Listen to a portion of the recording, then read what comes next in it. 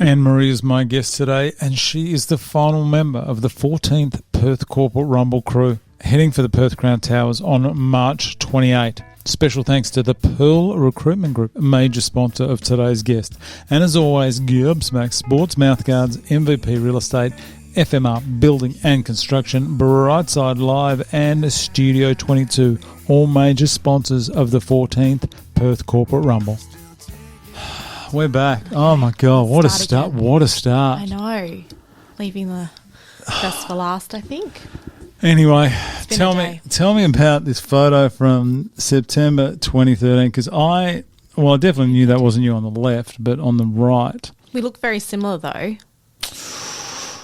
I think it's because you look so different now than you do then. Tell me, how old are you then? So 2013, I would have been... 13 years ago. How many? Oh, God, I can't... How old are you now? 38. It's not that hard to do maths. No, I can't. Come I'm on. 13. So I would have been, what, like 23? Get in there. Ah, I can't do maths. Okay, I've had a head injury today. let's just say late 20s. Let's Late say mid 20s. to late 20s. That Yeah. covers the whole area. Tell me, 13. you're 38. My Lord. What nationality? So that's a good question. We're Eurasian, so everyone's like, what is that? And basically it's just a mixture of European and Asian. The Asian stays the same in lots of generations. But in every generation since my great-grandfather, we've had a new generation of European. So my great-grandfather was actually Scottish, hence my maiden name being MacDonald. And then in every generation it was just like diluted down. And this is the first time we've got Eastern European in the bloodline. With the husband. So, yeah, you wouldn't actually picture it, but my daughter's actually fair, blue eyes, red hair. And that's just a throwback, we think, from the Scottish and the English. And, so a bit of a mongrel breed. I wasn't going to say that. That's fine. Yeah. It's funny. And when you see the family, everyone looks completely different. You've got darker skin, fairer skin, just a mixture. Well, the ginger gene is not a strong gene. No, it's definitely recessive. It is. As well as the blue eyes. So, my husband obviously carries the ginger gene. Is that the technical term? Yeah, ranger. I'm a ranger, so when I actually got here, I'm a ranger, so I can say it. I can say the G word. I'm allowed to say it because I, gave birth to a ranger. That's fine. So, but it is a recessive gene. The blue eyes is what's even more recessive in our bloodline, because I don't have blue eyes. He doesn't have blue eyes. So she got blue eyes. So it's 1% of the world's population, if you didn't know that, to have red hair and blue eyes. I do know. Yeah, so very rare. Very rare. We got two of them. Both. My wife's full-blown ginger. Yeah. So they didn't stand a chance. Are you Scottish? Or Irish. Irish, yeah. And she's got the Scottish background. Oh, wow. Yeah. So same. Yeah, so we didn't stand. My two, the ninjas, as we call them, the ginger ninjas, they didn't stand a chance. Yeah. So, but she does have the olive skin, so... Your daughter? Yeah. Oh, she got the best of both worlds. Yeah, so she doesn't... she doesn't burn. She goes really olive. Yeah, she's that's very a dream. lucky. I know, because I don't know what I would have done, because I've never had to worry about getting burnt or, sunscreen. Story of my life. Yeah, and we live for the sun and the ocean. Like, that's just us. So if I had a pale skin kid, it would have been very difficult with our lifestyle, I think. Gee. I know. Yeah, that's something we're missing out on. We do love the beach, but after about 9:30 we're done. In the morning, I know. Firstly, thank you for the chocolates. That's all right. You're the last person Valentine's Day. Tomorrow. Yeah. There you go. Just in case you haven't got something. I'm going to use this. Thank God I didn't show her. Just add that to your... Say thanks, Yeah. Cocoa Black. Is that? I actually didn't know what it was. These are fancy chocolates, are they? Apparently. They're very good. They're a bit better than the Cadbury. Okay.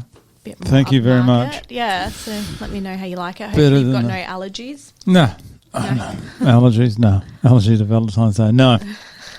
So, what were we even talking about? This photo? Yeah, so I don't know, that photo, I think I was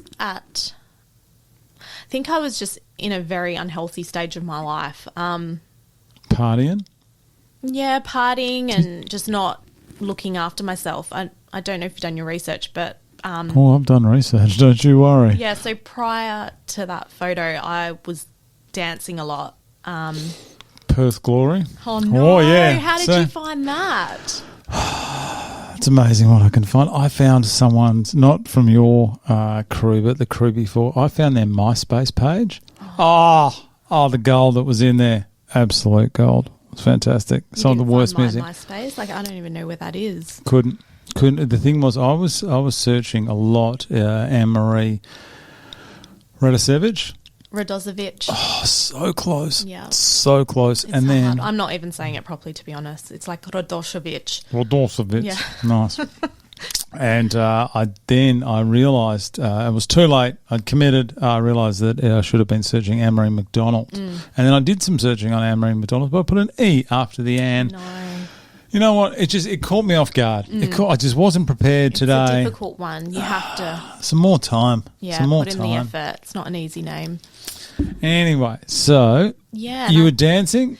I danced for pretty much my whole life. And then, Hippie Club, podium dancing. No, I was hoping that didn't come There's up. a post here. Hippie Club, podium dancing side by side at every club in Perth, cheerleading at the Glory and working endless dance shows. Where is that from? That's from one of your posts with some of your mates. Oh, yes. I know where that's from now. That was a recent post. I should know that. Yes, one of my good friends whose wedding was most recently, and I did a post on it. That's where I did find it. What is going on here? You could surely got more stuff here. That one there is where I found it. Yes. There we go. Yeah. Who's this? Oh, my gosh. That's my good friend Sam. So, yeah, one of my best friends. She's living in Melbourne now with her family. So we've been friends since we were 16. What's her last name? Look at you there. Richie's, and now, oh, God, I can't pronounce her new name, but Samantha Richie's. Samantha She's Richie's. still on Instagram as Samantha Richie's, so... I have no idea who that is. She's a sports presenter now, does lots of emceeing and... Is there any photos of her in here? No, let's talk about you. Let's not talk about Samantha. She'll love this. You used to be a dancer for the Perth Glory. Yes. Let's go, That's Glory. where we met. Oh, you would have been Samantha. at the Glory back in the day when they were just dominating. When they were thriving. Bobby Deskotowski, Yes. all those days. Yeah, good times. Remember those? Yeah, it was fun. So popular back then, wasn't it? When this massive surge. Yeah, it was. I think I danced at their last grand final when they were any good. Didn't they? Last grand final, from memory, they were up 3-0 and then lost. Grand final, I think. Don't follow them now. Optus, So. I think it was. Yeah, it was a huge grand final. The one that I danced at last. It was good. It's going to get you Sorry. speak. You can move that I'm not used to microphone, you know. I'm not used to this. See how much better that is? Yeah. Keep sorry. going. Keep going. Dance for Glory. Come on, Glory. I know. It was good times. You know, very different to now. I'm so glad that there wasn't Instagram and phones back then. Well, what'd you get up to? Oh, not much. Shenanigans? No, just dancing. It's just I'm sure I wouldn't have appreciated, being on everyone's phone back then and all the different angles when you're dancing can on the imagine. field. Even at the hippie club, I'm so glad. Like, Instagram wasn't a thing then. Facebook had just started, but it was a time when people weren't always on their phones like they are now. Well, the cameras back then were appalling. I know. Remember that? So there probably is footage, to be honest, but it hasn't made Some real low definition. You say that's not me. You can't tell. I know. So I'm happy about that because, that would have been something else to worry about. What's that lifestyle like, being involved with? Only because I know a couple of the people who do the cheerleading for the Wildcats, and they seem to like it. They're only young'uns. And what's it like being in that scene? Is it sort of like a bit of a party scene? You would think that, but and I think there's a stereotype around, cheerleaders and dancing and partying. But a lot of the times, and when I look back at Glory, most of us were studying, working, just trying to, make some money. A lot of us didn't have time for partying. In having said that, we used to work in nightclubs and doing what? Dancing, promo, door girls. So a lot of our time, even though we were out, we were working and not partying as much. I mean, there was partying, but during that time, not really. Like, we'd just go to the games, dance, and it was more just about being together and spending time with each other. Good people? Yeah. Like, I mean, Samantha's one of my best friends. She was one of my bridesmaids. And after all, such a long time ago now, I feel so ancient and old. But I think with dancing, you make a connection with people, and it's like a very special bond. I can't explain it. It's just a dancing thing. And then they become friends for life because I guess you've just gone through a lot together, and, the hustle of running to shows and running to rehearsals and, doing uni assignments. You're at that stage of your life. So, you form a special bond with the other dancers. It was a good time looking back.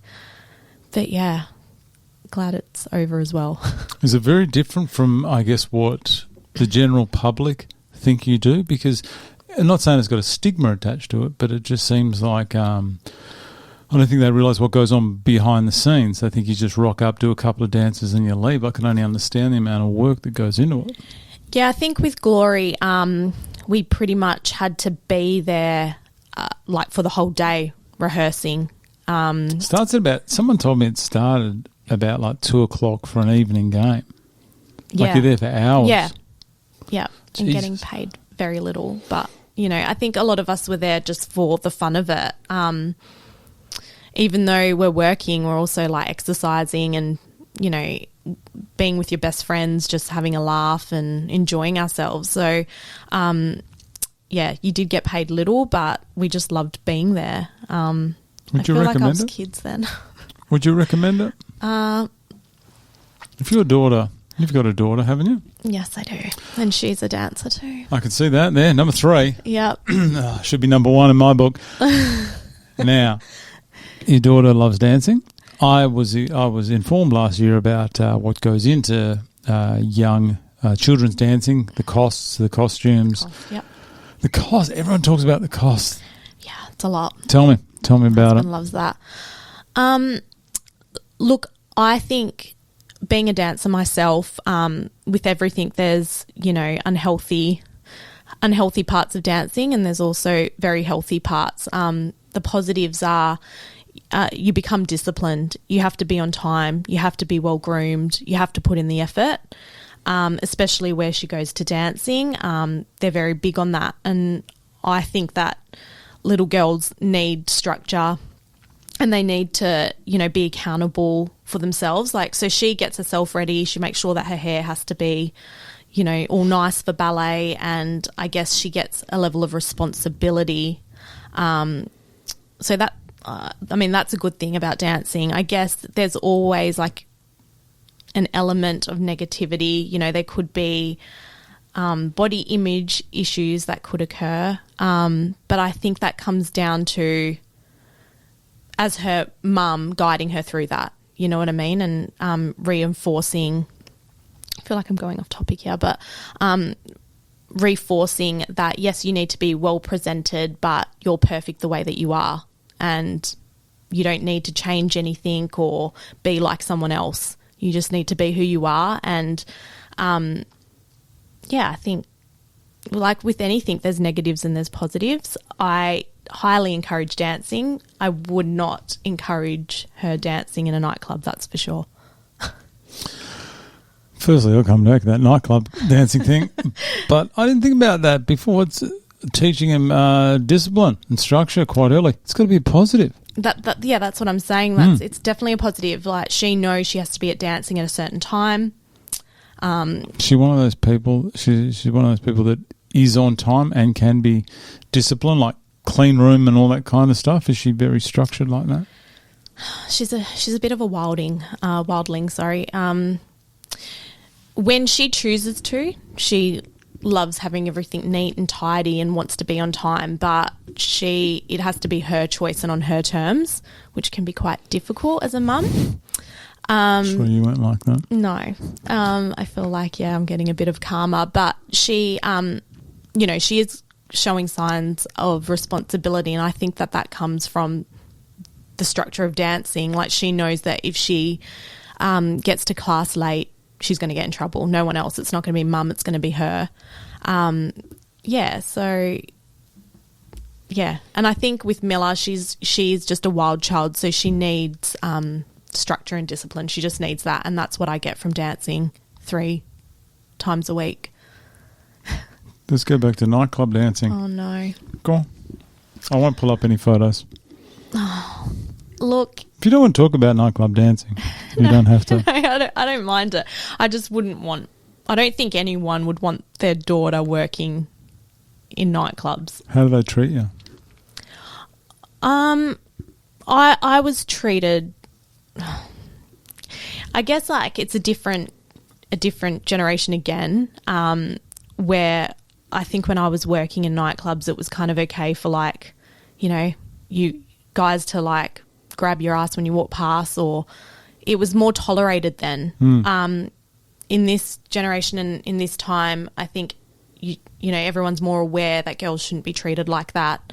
They're not objects, and I think during the time that I was dancing, you can be treated like that sometimes. Oh, yeah. And then you've got people that being like, well, why do you do it? Why, why work in nightclubs? And I think it was just, that's what got you by during uni. And there were other jobs, but they paid really well, and it was just dancing. Like, you get to do it with your friends. And yeah, it was good money. That's fine. I'm not judging. No, I know. But then having a daughter, I don't know if I would like her on a podium, dancing in a room full of drunken boys and girls, yeah. I do remember, like, when I used to be going to nightclubs, I do remember the way that they were viewed and looked upon. And, yeah, it was rough. And I used to always think I'd hate it if I had a girlfriend or something up there, only because of the way that I suppose it's a disrespect. Yeah. That they cop.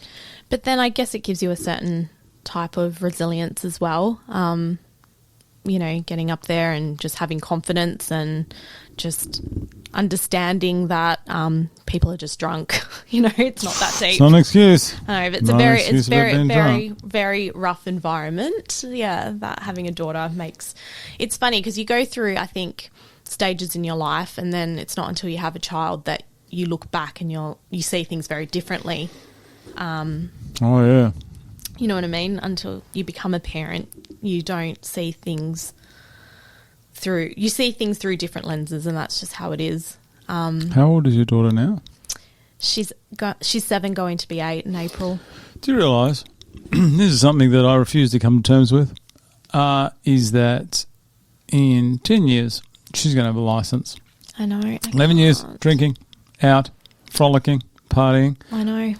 What would you do? Only because I did this and I had no idea of the pain it caused my parents, is I left Australia at 18 and I didn't think anything of it. And I would just complain and go, we don't want you to go. Oh, yeah, I'm fine. And I left at 18. Yep. And I'm just trying to get my head around if my boys at 18 said, yeah, I'm going to the other side of the world to live. I don't know how I'd deal with it. Yeah, look, my husband and I talk about it all the time. We're very big on travel. It's something I didn't do. I wanted... It's quite ironic, really, because you didn't travel when you were younger? No, not. It wasn't until I met my husband that I started really travelling. But prior to that, no, I was just at uni and working and did little family trips here and there, but didn't really explore the world, as a teenager, which I wish that I had done. Not a Kon-Tiki tour slip in somewhere never there? done it. And you know what? There's a reason for that. Oh, yeah, I never did a Kon-Tiki. I've seen what goes on. No, there's just no way I would do that. I have problems like sharing communal bathrooms and... Yeah, it's perfectly fine. I can't. Imagine that. No judgment. I just can't do it. It's just It's not judging. That's fine. I just couldn't do it. A lot of my friends did do it though. Samantha's one of them. So, yeah, I got to live through all her stories. You remember the good stuff, though. I got to say, when you're travelling, you remember the good stuff, but it's not all, sunshine and rainbows over there. Yeah. You grow up very quickly if you travel early. Yeah. You've got to, just away from that. Yeah, well, security. I guess, and the positive is you develop a certain type of independence that I think people who don't travel at a young age don't have. You know what I mean? You're out there on your own and exploring the world, and you have to be responsible for yourself. So, what's that? No, I'm just checking everything's still recording. That's all. Why? You're paranoid. No. We had one false start. I'm not having that again. No. No, so I'm just checking everything's recording. No, okay? that's fine. Yeah. So, what were we talking about? But yeah, my mum. I always wanted to travel. I wanted to go on a cruise ship and dance. Yeah, and it's ironic because my mum said no. She's like, it's unsafe, and I don't want you doing that. Yeah, we've seen the Netflix documentaries about cruises. Yeah, so she said no. So that's why I think a big reason why I didn't travel when I was younger. It's always been just me and her, so only child, so I can understand why she didn't want me, going on a cruise ship at 18 as soon as I turned 18 working. There's probably a reason for why, that didn't happen for me. But, yeah, look, I want her to travel. I've said it from the day she was born, and we travel a lot with her now, and I always say, some parents want their kids to go to uni, and I hope that for you, but I also want you to put travelling first and go out there and just explore the world, because you've only got one life. So my husband and I are very big on that, although it breaks my heart that I'm going to have to say goodbye to her. But I'll probably just follow her. Oh, that's what you do. Just come with you, chaperone. Yeah. You got to travel. It's traveling so I guess affordable now where it never used to be. Yeah. Still quite expensive, but yeah. Let's get on to some of your answers, some of the information that you got. I thought you gave me a lot of information, and then as I was going through, I was saying, hello, ChatGPT. Thank you for I had to. So, I didn't have time. Fine. I mean, it's not like I said ChatGPT, do it all. It looks like it. Put all the information in there, and then it just made it easier. Okay. Let's go back to 2021. Mm-hmm. Your healing journey. Tell me about life pre-2021. COVID times. Oh, my God. Remember those times? Well, yeah, COVID times. Everything feels like such a long time ago. So long. Yeah, look, I think What was going on back then? Yeah, Miller was probably about 2 to 3 years old at that time. I think I was just working. Yeah, look, I think when COVID forced everyone to slow down. I think we had to, even though Perth wasn't affected as badly as other states and countries, we had to just slow down a bit. We weren't going out as much. We were home more. And I think everyone was tested during those times. I mean, we enjoyed it because we had our little family, and but I think it gave a lot of people the opportunity to reflect and I guess, feel things that they weren't feeling. I think you started to feel a bit more isolated, and feelings of like anxiety and depression came up. Like I know that because there was I think there was 2 weeks Perth was on a lockdown. You couldn't go to restaurants all the time and just didn't have that freedom. But yeah, we got through COVID. That was fine. Yeah, I think, but sorry, I'm going off topic and trying to. You're right. The concussion, That's all right. I swear to God, from this morning. Oh, yeah, tell everyone about the concussion this morning, walking into a rear vision mirror on a truck. Yeah, so I was training this morning with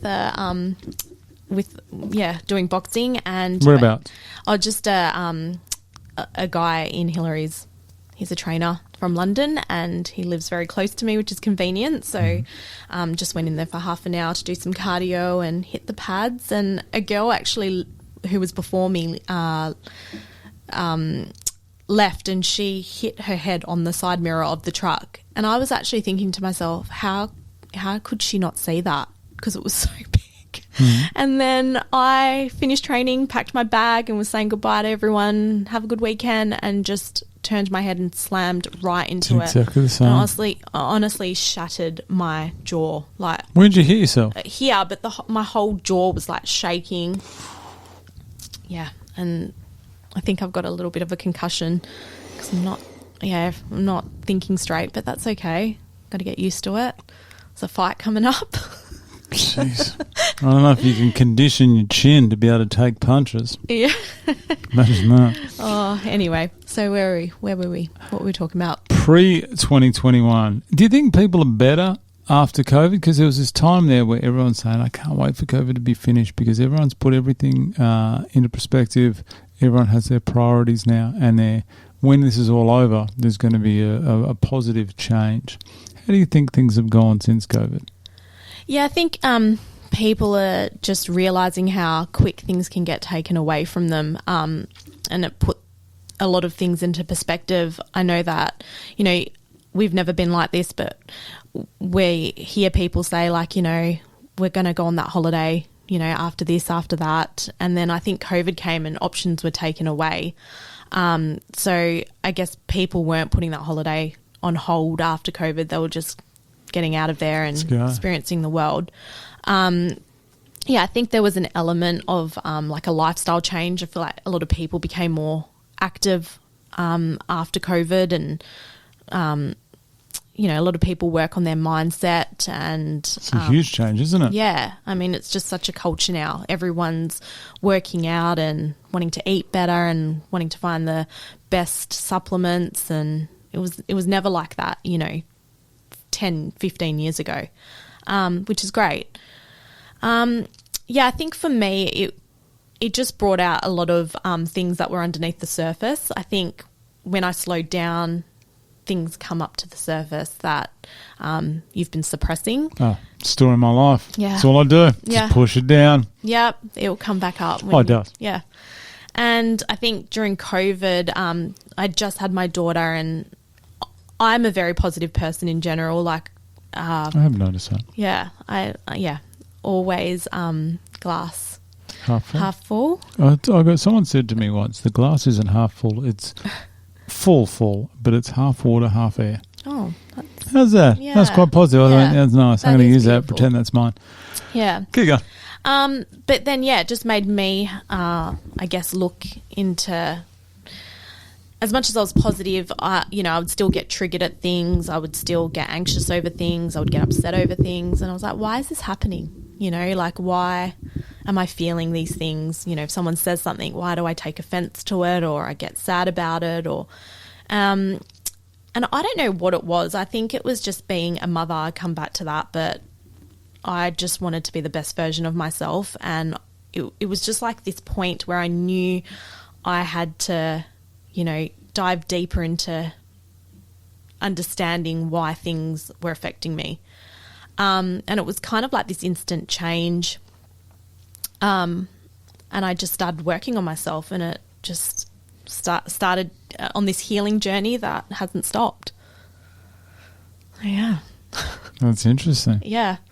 So it's an ongoing thing, obviously. It's not like a quick fix. It's a whole lifestyle change. Yeah. Honestly, I think it's been about 5 years now, and it's continuously... I think I'm at such a good point in my life, but there's always room for improvement. There's always things that you can discover about yourself. And I think we live in a great time where there's other methods of healing. Like, it's not just medication. It's not... It used to be a medication and alcohol. Exactly. That's what it used to be. Yes. And... it doesn't work. No, because it's just suppressing something. It's just masking something that's underneath, as you said. So, I'm always passionate about finding alternative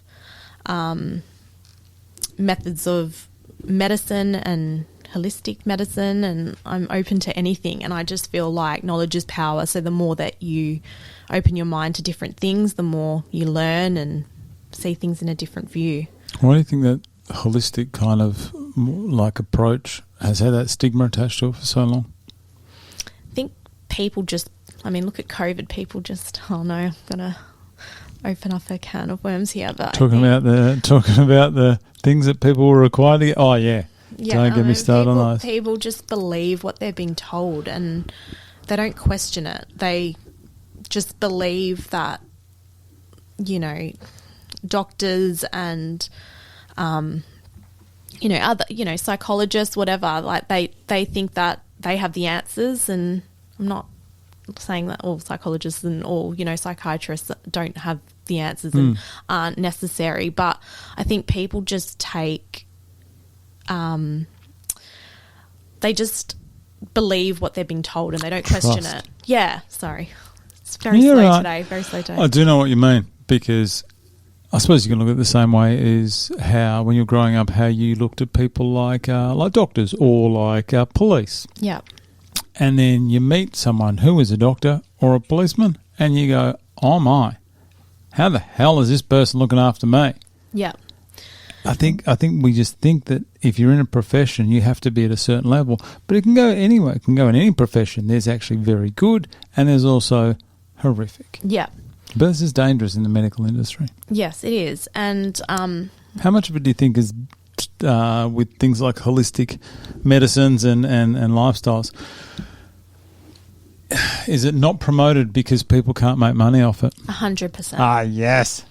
100%. That's it. It's money. Money does some strange things to people. You can't make money off fasting.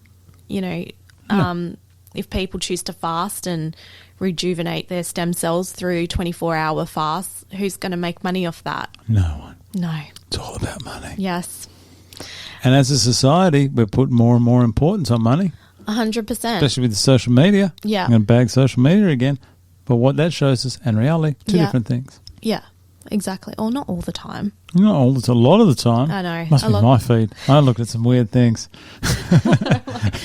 But there's also so much good on social media as well. Like, everything that I listen to is, all about saunas and the benefits of ice baths and infrared saunas. Yeah, infrared, I think. Is that what you do use? I use both. I like traditional. I just like the feel of traditional. But I like both of them. We're looking to get an infrared sauna here. Yeah. Looking at it. My wife wants it. I think everyone should have a sauna in their household. Ice bath? Ice bath. Love ice baths. But I don't like the small ones because I feel restricted. So I like where there's a bit of movement. Obviously the ice baths, the portable ones that everyone gets for home. I want like a made one. Of course. Yeah. Nothing but the best for Anne Marie. Yes. So I'm waiting for that. But look, there's it just makes you feel so much better. You can't do it. Ice baths. No, I do not do well in that kind of cold. I had one yesterday, I like the cold weather, but I don't like ice baths. I struggle to get in a pool or like at the beach. We got some of the coldest water in the world here, for God's sake. How cold is the beach? Yeah. It's a struggle. My body just goes, nah. Oh, no. I got a spa out the back. We got like it's one of the inflatable ones, but it's a decent, it's a lazy spa or something. Yeah. I was going to say, it's not with you, completely not with you, but we were going to have a joke. Me and one of the guys were going to do the interview in the spa. Oh, really? Yeah. That's so it's fine. funny. Only with the guy, because it's fine. Yeah, with the that girl, would be very inappropriate with the girl. Weird. Aaron Tracy. Yeah. Anyway, let's get back to this. Any of this stuff, if you are not 100% comfortable, talk about it. We won't talk about it. We'll skim over it. Yep. Do you want to talk to me about your parents? Yeah. So, I lost my father at 18 months. So, a long time ago. Yeah. I didn't obviously know him, but I guess when I started healing and doing this healing journey and diving into that, a lot of my triggers actually stemmed from the loss of a father figure. It's going to get so off topic here, but we don't have topic. I know. Have you heard some of these things? It's supposed to be about the PCR, and it never is. I know. That's what it is. Just go whichever way you want to go. Yeah. So, I lost him to, when I was a baby and was raised by my mum, single mum. And They do it. Good on your single mums. I know. What they go through. I have no idea. Like, my husband worked Putting it away a in. bit last year, and I was like, how did my mum do it all on her own? Shout out to the single mums out there Yeah. doing it. Yeah, definitely. But yeah, so it wasn't until I started doing work on myself that, you know, losing a parent even at 18 months old was trauma like that I'd been carrying for years. And there was a time in my life I would question things like, you know, why am I surrounding myself with certain people, or why am I allowing that? Or just being exposed to that kind of behaviour and treatment. Yeah. And I was like, why am I, you know, allowing this in my life? And I think a lot of things stem from your parents, whether you're aware of it or not. And I think that I would settle for certain relationships because I just didn't want to be alone or lose people. Is that relationships as in with guys, or is that friendships as well? Friendships, family, the whole lot. Like, I just, you know, would accept a certain treatment from people. And I think that was because I just didn't want to be alone. And I think that was from losing a parent at an early age and just having me and my mum. You know, when I had people around me, they might not have been the best people for me, but I had people around me, so I was like happy, or thought I was happy, you know what I mean? But they weren't the right people. And it wasn't until I started doing this healing journey and started doing breath work and things like that everything came up to the surface, and I realised that a lot of my triggers and pain came from actually the trauma of losing a parent at a young age. So you found out that while you were doing all the breath work and everything? Yeah. So, you know, even at 18 months old, I did a breathwork session. I had done a few of them, and an actual memory came up of me, like, looking at myself as an 18-month-old and, Right. yeah, like in our family home, like something I would have never known. I actually talked to my mum about it later, about this memory, and she's like, how did you know that? I was like, well, I actually did a breath work and it came up. But yeah, look, he obviously wasn't well, and it was during the time that a lot of antidepressants and anti-anxiety tablets were getting you know, pushed onto people. That with, you know, drinking and not having a good lifestyle leads to, you know, mental health issues. And yeah, and that, I guess that's why I'm so passionate about doing work and not just fixing things with medication, and really understanding why you feel the way that you feel, or, you know, if you feel depressed or you're feeling anxious, I think that there's a reason for it, and you need to look into that and do the work. I agree. Yeah. I'm still in the denial phase. I know. We'll do some breath work. I know. Just personally, I know that there's so much that I got to deal with. And this is, I'm full of excuses, by the way. I think it's just trying to find the right time. Yeah. Which is, do you know what the right time is? Now. Yeah, and you're the only one that can tell yourself the right time. You know, you can't. It's gotta happen within. And I know I sound so spiritual right now, but fine. I'm into this. Yeah, I feel like, you know, there wasn't an actual like pivotal moment that I can remember that I was like, okay, I want to heal. It was like, I think there was like stages that led to it, and I was like, all right, now is the time that I want to work on myself. It was with becoming a mum, and maybe COVID had something to do with it, but I think I wanted to be the best version of myself, and I had to do all this work, this really uncomfortable work to, you know, understand things and understand who I am. How long did that take? It's still happening now. But honestly, probably in the last 24 months, I got to such a good place in my life. And I'd always thought, I was always a happy person, as I've mentioned before. You know, life has happened, and I always thought that I was still blessed, and I wasn't a depressed person or anything like that. But it wasn't until I started doing all the work I realised I guess, why I was settling for things that I would, if that makes sense. It's not until you start doing the work that you look back and you realise, like, how did I do that, or why was I settling for that, because you understand your self-worth. And that takes time, but, it was all the breath work. It was just choosing myself that, made me realise that. Do you think a lot of it is dependent, like what you accept? Someone said, you receive the love you believe you deserve. Did you think at any stage that you didn't deserve to be happy, or didn't deserve, good people in your life? No, I didn't actually ever think that I didn't deserve it. I think I just never thought it was a problem, if that makes sense. I would think that, the friends that I'm around, even though I didn't particularly agree with some of the things that they were saying, or I didn't agree on their outlooks on life, but they were my friends, so I just dealt with it. Even with family, they're your family. That's why they treat you like this, and you just have to deal with it. And I just started to think it was normal. But until I started doing, all of this healing and inner work, I realised, no, that's not normal. Like, that's not what family does. That's not what friends do. That's not how people treat each other. And I'm not going to settle for it. Yeah.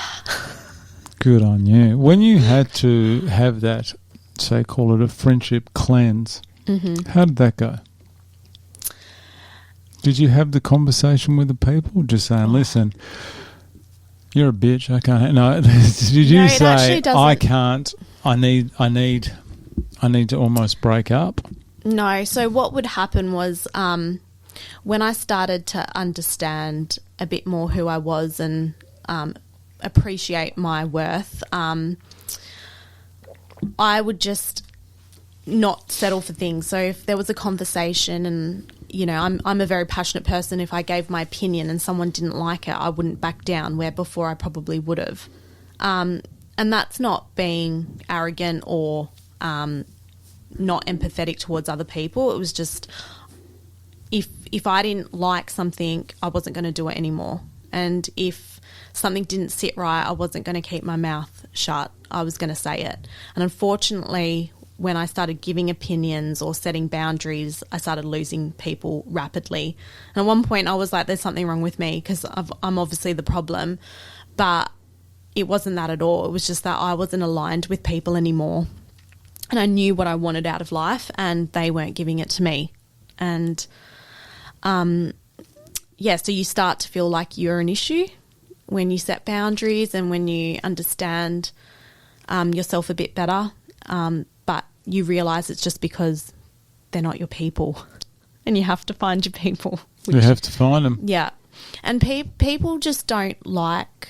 Some people, you'll have people in your life that are really, like, supportive of healing, and, if you're trying something new, they're like, I want to hear about it and I want to know about it and good for you. And then you've got, like, the other side of it where someone's always going to have something to say. So you might be doing something good for yourself, but they'll be negative about it.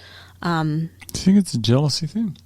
A subconscious jealousy thing? I do. I feel like with jealousy, it's because people aren't willing to do the work themselves. And sometimes when, you start getting stronger, you start finding people that do the work. It's not easy. It's uncomfortable. It's very hard, and it's very confronting, and it's like the hardest thing that you'll ever do when you start looking in and what's underneath. And it takes a lot of guts to do it. And it's not for the lighthearted. And that's why, as you were saying, like, you have to be ready when you want to go through all that trauma, because it's hard work. But then people start having a problem with it because you trigger them, because they know that they can't do that, or they're choosing not to, or they just don't want to. They're just ignorant towards it. I think, like, a lot of the times when I was... I would look at certain friendships and family, or just people that I was surrounding myself with, and I was like, why is that person being so negative, or why is that person, bitching about a friend, or why are they being like this, you know? And, or, you know, why can you not give an opinion? Because I lost a lot of people from just giving opinions. And it's because, I guess, they haven't done the work and they are getting triggered by something that they see in you, and they just don't want to accept it. But that's okay. Like, that's their journey and everyone's different. But I just know that I don't want to be around people that don't want to evolve or want to be better, or positive. I just don't want to be around it. And I think, yeah, since I went through this, you know, huge cleanse and journey, I just have less tolerance for it. Like, literally, if I'm at a table and someone's way too negative, I have this, like, impulsion, like, to just leave. And I just want to get out of there. But and we can. That's the thing. I know. You can just get up and go, I know, but you can't, because, like, there's still, you know. Yes, you can. I You know. can do it. Well, that's the part of me that I still need to work on, because I'm still quite, you know, I don't like hurting people, and You're not hurting them. yeah, but it just doesn't sit right for me, and I can't be around it. I think it's very important about who you surround yourself with and the energies that you attract. Like, yeah, it's very important. I agree. I think it's hard for some people to accept when people around them are doing well or improving, because then they have to have a look at themselves. Yeah. Maybe. Yeah, maybe. That's a them problem. Well, your positivity has led to some great things, including the little bundle of joy that you've got here. Firstly, when I read your answers and it said IVF, I have a very, very strong opinion on this. Mm-hmm. Very strong. Because I'm so holistic and IVF is so... No. God, no. Oh, I thought... No. I'm not judging. IVF. Why on this earth is IVF so expensive? If there's, in my opinion, if there's ever anything that we do that should be government funded or something, IVF should be it. These people decide, they obviously made a conscious decision to have kids. How about you help them out? How about you don't, take 10, 20 grand, whatever it is, I know it's not cheap, to actually get pregnant. Yeah, Miller actually cost, I think it was altogether about 40,000. That's a couple of years of school tuition. Yep. Tell me about this, because did I have that right? You are 1 in a billion. Miller's actually 1 in a billion, and when I say this, it's billion. 100%. She was 1 in a billion. In a billion. In a billion. I like it. Tell me how this happened. I mean, I know. Yeah, so it's a long story. I'm comfy. Wife's picking up the kids. I'm here all day. My last interview.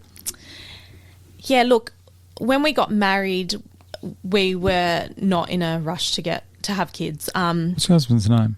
Demir. Shout out to Demir. Yep. I'm not going to try to pronounce that last name. I can't even say it. It's so embarrassing. It's been my surname for like 11 years, but... Quality. Yeah. Tell me about you and Demir. Yeah, so we actually met at the hippie club, so something good came out of that. Hippie. Yeah, look, when you asked me that question about how I'd feel with my daughter, dancing at the hippie club, then if she found the love of her life, then I'm all for it. It's positive. Positive come out of that little sweet number in Leaderville. Can you imagine? Like, of all the places in the world, that's where... on $2 bourbon and Coke night as well. Yeah, backpackers memories. night. Yeah, so look, we got married 2015, was not in a rush to have kids. We wanted to travel and experience life. And look, life happened, and this is something about life. Like, you think that you're in control and then you're not. I always had stomach pains, always had bloating and irregular cycles. Sorry, it's girl stuff, but... That's all right. And then it wasn't after the wedding I was like, I've really got to get this checked out because the pain is unbearable. Anyway, long story short, got diagnosed with every form of infertility you could imagine. So I didn't know there were multiple. There's so many. Really? Yeah, I didn't know. Polycystic ovaries is a very common one. Got diagnosed with that. Endometriosis. Adenomyosis. And then, they did more tests and everything was wrong. I had a deformed left fallopian tube. My uterus was love heart shaped, which is kind of cute. But so found out that, we could still conceive, but it was going to be hard. So they tested my husband, and my husband has never been one to party or drink or, very regimented in his diet. And at that time in our lives, he was quite strict with, what he put into his body. And, they tested him and he came back with basically 1 sperm. It's not an exaggeration. Really? Yeah. And they tested his testosterone, which indicates, low testosterone is a low count, but his was perfect, like textbook. So they tested another hormone, the FSH hormone, and that's the hormone that develops sperm. And basically it was very high, which meant he'd come into radiation. And so we had this doctor that actually came out of retirement to help us because, they'd never seen, I guess. What's the radiation from? So we worked out through this doctor that... Sorry, I cut you off there. No, and again, right. Go ahead. No, that's okay. He spent a few hours with us just going through... They'd worked out to have that much damage, it would have happened during the years of puberty. They were adamant that maybe he'd had cancer as a kid and had chemotherapy, and he was like, absolutely not, did not have cancer. So they made him walk through a day, just a normal day of life between 11 and 12 years of age when everything would have been developing. And he's from Bosnia, former Yugoslavia, and he was there during the war, during 11 and 12. Remember that? Yeah. I do remember that. He lived it. Yes. Yeah. That was rough. Yeah. That was a brutal war. Yeah. I mean, they're all brutal, but that one, first one I was exposed to. I think of our time. You know, a lot of people don't even know about it, but he lived through that. So during 11 and 12, he used to just fire these armor-piercing bullets, not in the war. He would just, fire them for fun on his granddad's property.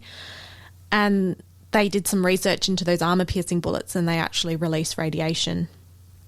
So most likely, even though we can't 100% confirm it, that was the only radiation that he'd come across at that young of age when everything was, you're going through puberty and everything was developing. So... Gee, so he's got no sperm. Well, he's got one. Well... And then you've got fertility... issues, yeah.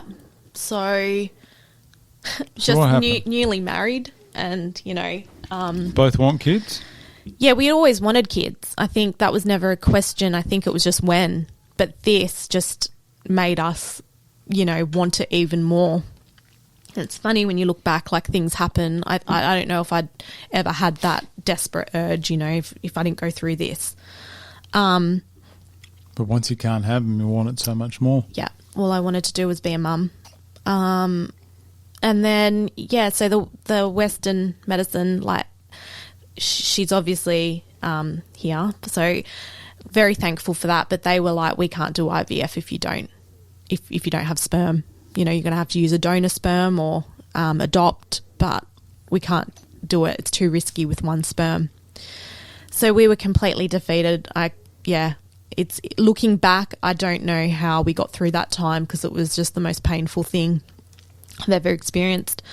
And I was actually seeing a natural acupuncturist at the time just to regulate my cycles and to help with my pain.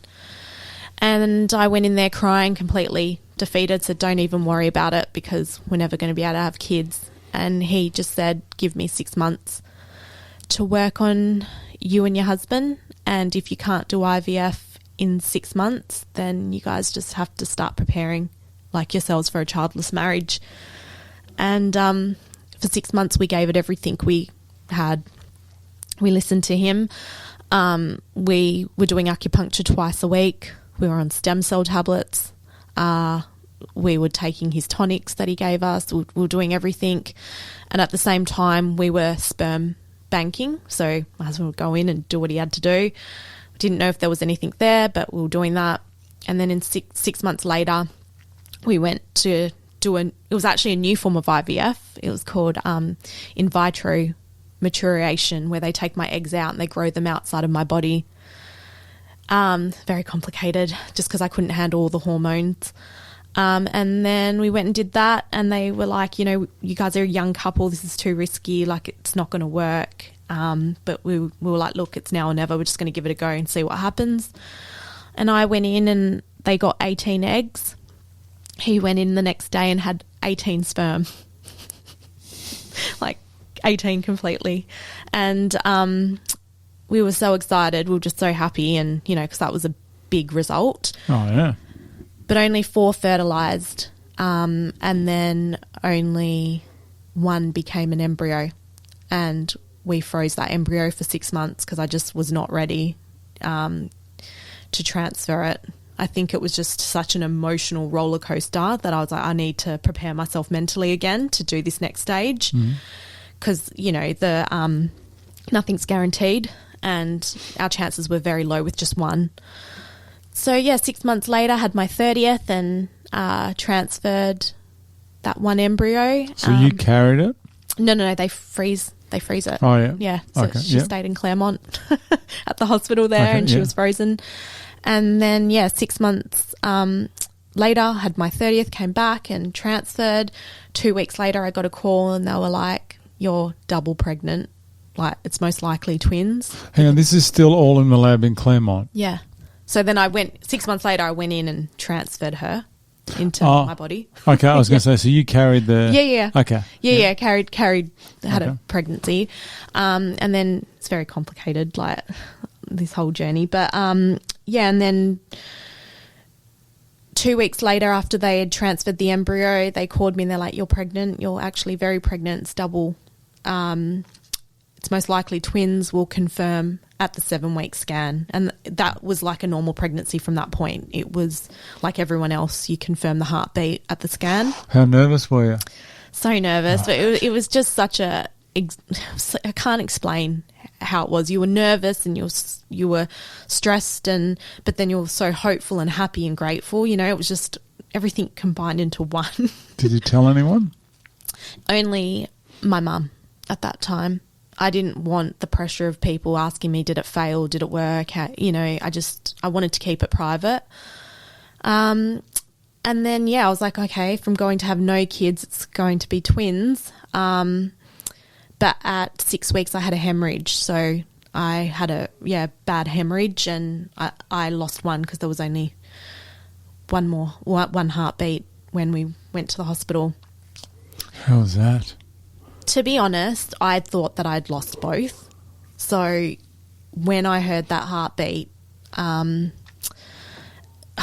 can't explain it to you. It was like I didn't want to believe it because I didn't want to get excited and then have it happen again.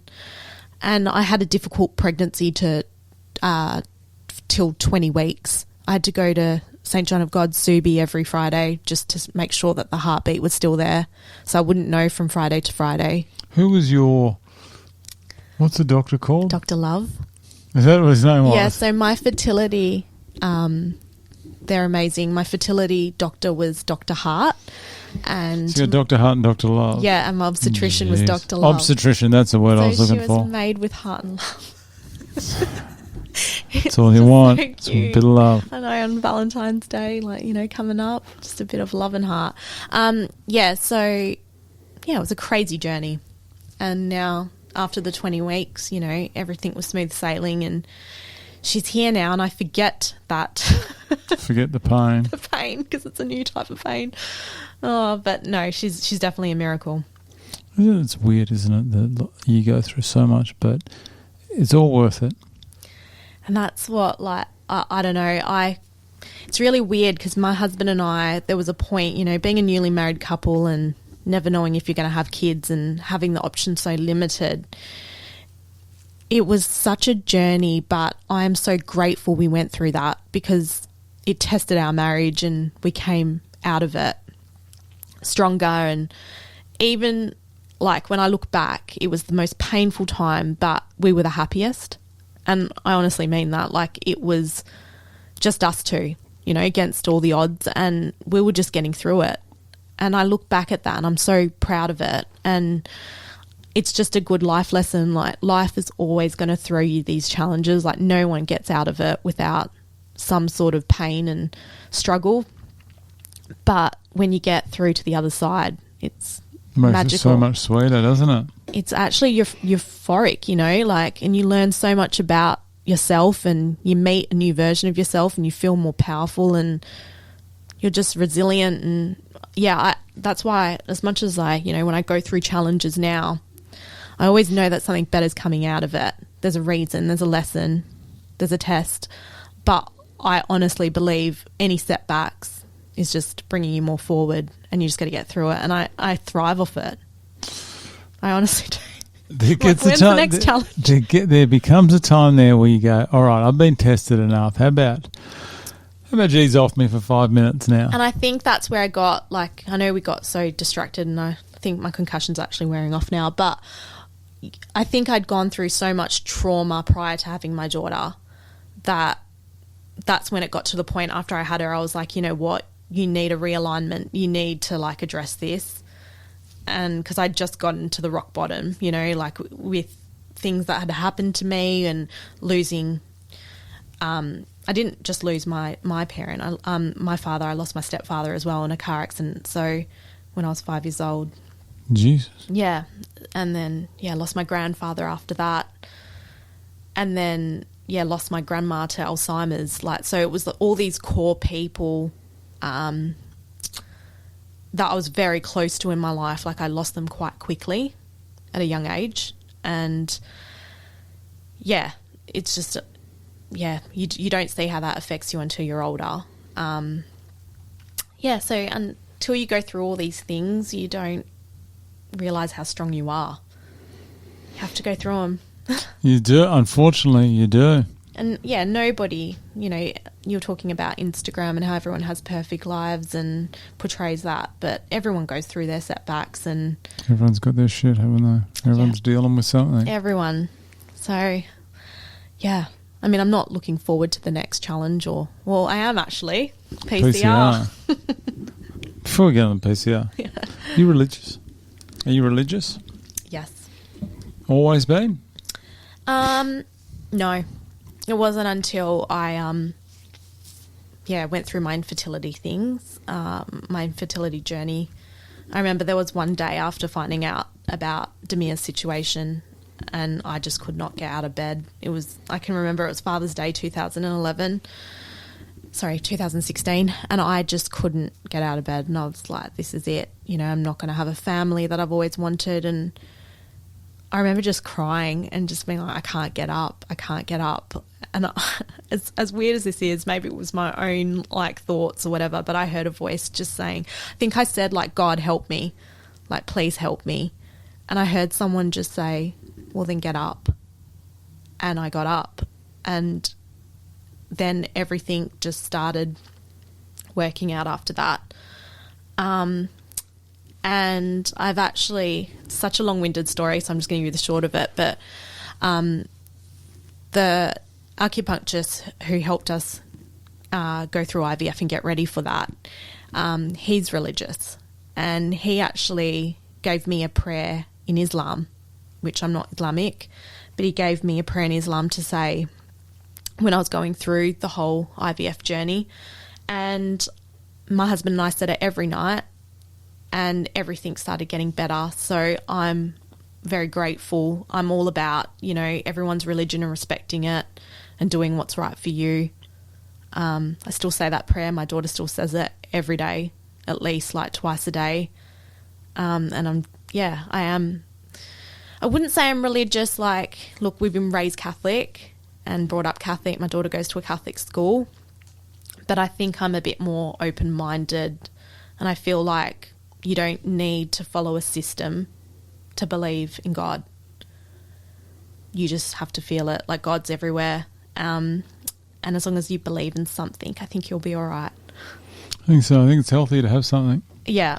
And look, my husband was before all of this, I would say he was an atheist and just didn't believe in anything until we were challenged. And, now he sits and says the prayers, and I know that he might not admit it, but I know that he believes in it.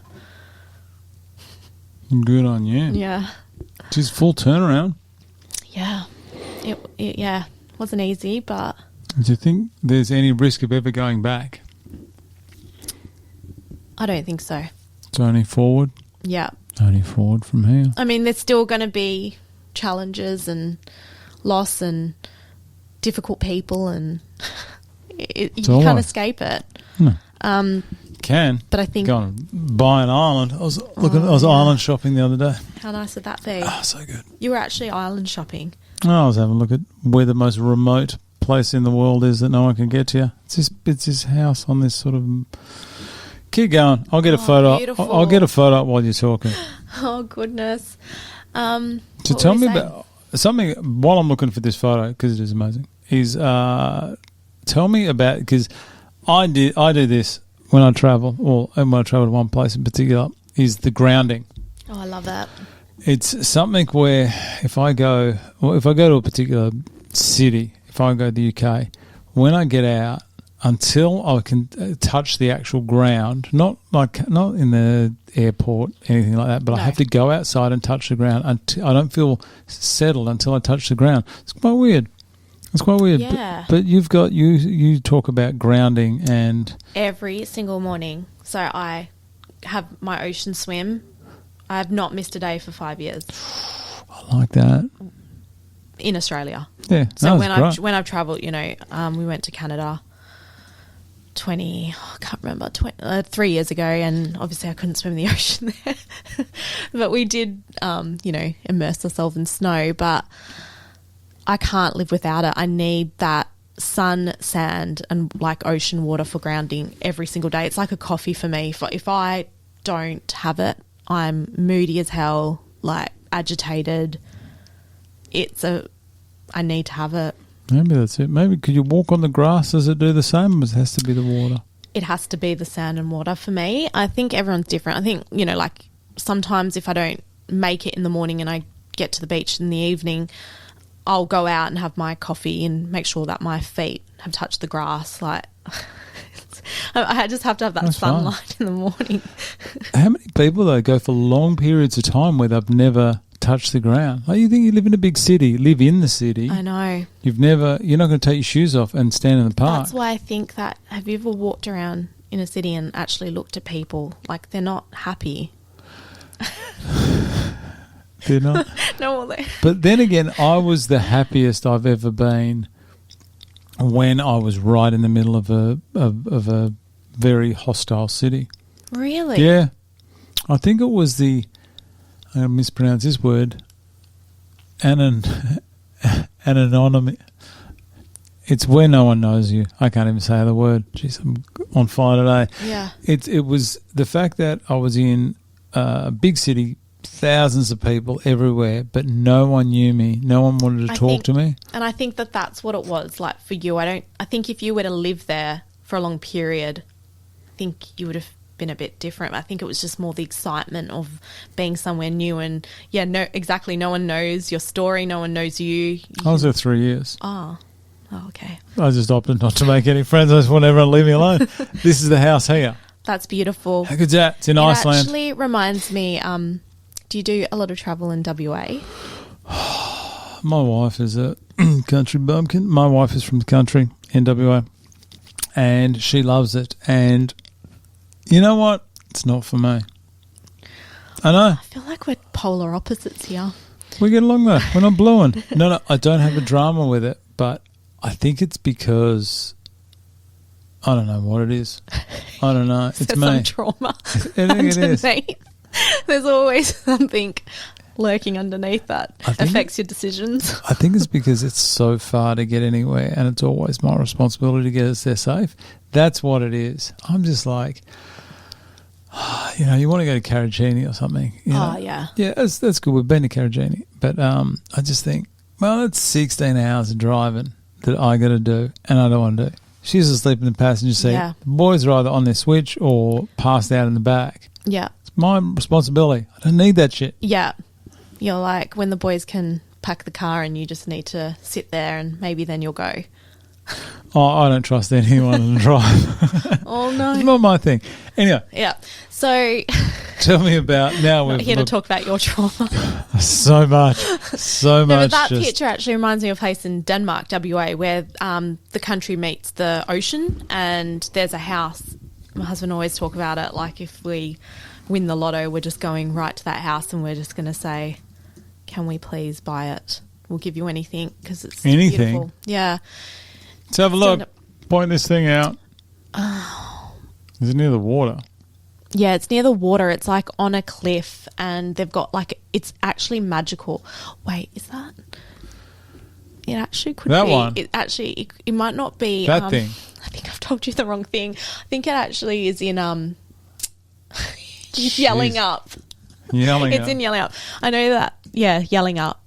What's the beach? I'm pretty sure that's Photoshop. No, that's a house. I'll have to take a picture and show it to you when we go down next. It Please does do. exist. Can't It does wait. exist, and we always talk about it. And there's just like a few horses, and it's absolutely stunning. You would think it was in a different country. You'd think it was Scotland or something. I do like a bit of room. Rome. Room. Oh, Rome. Rome. Jeez. Tell you what is I've been looking at for a while. Everyone laughs at me. I don't care. I've been looking at trying to buy a castle. Like an actual castle. Yeah. Like in Europe. And this is why it's doable. It's probably more affordable than the Perth prices. Here. I'm dead serious. Just go to Castle Sales UK, or go to Europe. That's easier. The price of a castle in Castle List. There we go. Wow. Frequently gone to this website, Castle List. Oh, yeah, okay. Okay, you got a castle. It's £1.5 million, which is equivalent of Yeah, $3 million. Yeah. But look at it. You're a king. Oh, I tell you though, there's I can't That does look believe lovely. we have gone on to this. Oh, that. Look yeah. at that. Love that. I would definitely. Needs a moat. I mean, it just needs the ocean for me. Oh, look at that one. That one has greenery and ocean. Yeah, but it would be haunted. That's something. 750,000, 1.5 mil. See, Yeah, right. I'm telling you, people, is buy some of these castles. Northumberland, England. Go there, start a feud with the neighbours, start shooting arrows and shit. You probably put some arc on it, you'll get it. I'm dead serious. Get a moat. How good would a moat be? Oh, God. Drawbridge.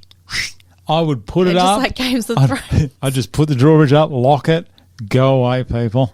Oh, you really want isolation, Yep. don't you? Love it. Yeah. Not a people Well, person. that's doable. I mean, look at that one in Scotland. That's only 1.5. Which one are we talking here? That one there? No, on the left, on 750k.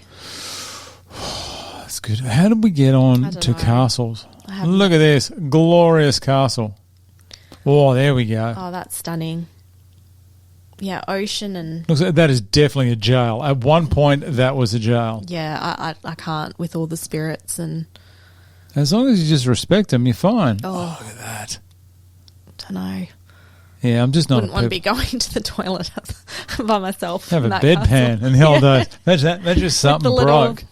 Imagine Yeah. something broke. Have to go to Bunnings or something. Oh, no. We just well, we didn't just come back from Europe, but we were in Europe last summer, and my husband's grandfather still lives on an isolated mountain in Bosnia, and there's no electricity, there's no flushing toilets. It's proper old school. You love it? Who? Your husband's grandfather? Yeah, he's never he's Married? just- no, she passed away. So my husband's grandma passed away, but he's so healthy and just has everything he needs. So good. So Simple good. life, Simple life. I bet Simple you. life. No Wi-Fi. Nothing. Nothing. Just takes it easy. No, we actually got him a TV because he You got had no this old power. TV. Sorry, there is power, but like they don't use the power like we do. You know what I mean? Like the washing machine and stuff gets like rarely used. They'll just hand wash everything because that's the lifestyle that they were used to. I like to, yeah, that's why my husband always laughs, like when the electricity goes out or even during COVID times, I was freaking out and he's like, look, it's because you've never experienced anything before. So good. You've lived such a sheltered life. He's like, all you need is flour. 'Cause I was like, but there's no pasta. There's no pasta in the shops. Remember COVID? Oh, yeah, I remember. He's like, we've got flour. Did that cut you off? Jesus. I've put this thing Popular. on. I have to Very decline. popular. How do you? I don't even know how to turn this off. The red button. Okay, anyway. If that has cut that off, I am going to be shitty. Anyway, sorry. Someone keeps calling me during these interviews. Isolation, that's me. I don't know when I turned into that person, but that's what I am now. Yep. What are we on to? Should we actually start talking about PCR? Yeah. Let's go on the Fun PCR. part. Did I actually even put any questions in? I did. Oh, yeah, sponsor. The person that's paid. Jeez, my phone. Hang on. Yep. I think it's still recording. Oh, if it's not, too bad. No, I'm sure it will record. Tell me about your sponsor for PCR 14, which happens in... Oh, God. I don't know. Let's have a 6 weeks, not even. I've got the countdown on the website of perthcorprumble.com. 43 days. There you go. Oh, my God. I know, it's flying. So Flying. exciting, though. I think when I first messaged all you guys, it was like 96 days or something. Yeah. Yeah. And look at that. It's gone. It's the same time between, like we're halfway between the event and New Year's. Yep. So we're in the middle. Yep. How's that? Yeah, New crazy. Year's was just the other day. I know. We're flying. Drinking and having the time of my life. And now, Flying. yeah. Tell me about your sponsor. Hit me. Who's your sponsor? Yeah, my place of employment. So Pearl Recruitment, been there for Pearl. 3 years. The event. For all the other fighters and sponsors listening, if you need staff, you know where to Pearl find Recruitment. Tell me about Pearl. Tell me about Pearl Recruitment, management, all the people that have got on board and said, we're going to be on Anne-Marie it. Radosevic. Radosevic said, we're going to be on her team. We want to sponsor this young lass. Who did? Drop some names on me. I just went to the owner, Daniel Tapper, and I just said to him, I'm thinking about doing this. Will you sponsor me? Like, yeah, absolutely. Actually, like, there was a bit of convincing. It's like, what if you lose? Oh, geez. You bring shame to the Pearl family. Yeah, but no, one of the other girls that I work with, good old Holly. Holly. Shout out to Holly. She did the persuading for Dan and was like, come on, Dan, sponsor her. Got all the people involved. Pretty much our whole workplace has come into this fight, which I'm so grateful for. Like, nearly everyone. All of them. Do they enjoy a 3-course meal and endless drinks? I think they're there just for the endless drinks, and I think the girls are just showing support, wanting to... They're a bit younger than me, so... Oh, they love it. Yeah, I think they're all excited to get dressed up and... I think there's a huge advantage. This is just my opinion. There's a huge advantage for the ladies that... females, women, that compete in the Perth Corporate Rumble due to the fact that historically the girls have fought early. Usually fights if they're, say... That's me. Pardon? I said, hopefully that's me. Traditionally, say in the first 5-6 fights, all the female fights are done. Yeah. It works really well. I don't know how they pick the fights. I don't know how they do the order. Glenn and Nige know what they're doing. They get it sorted. Mm-hmm. But it works well. But you see, that gives you a time to have your fight, go up there to your room. Get ready.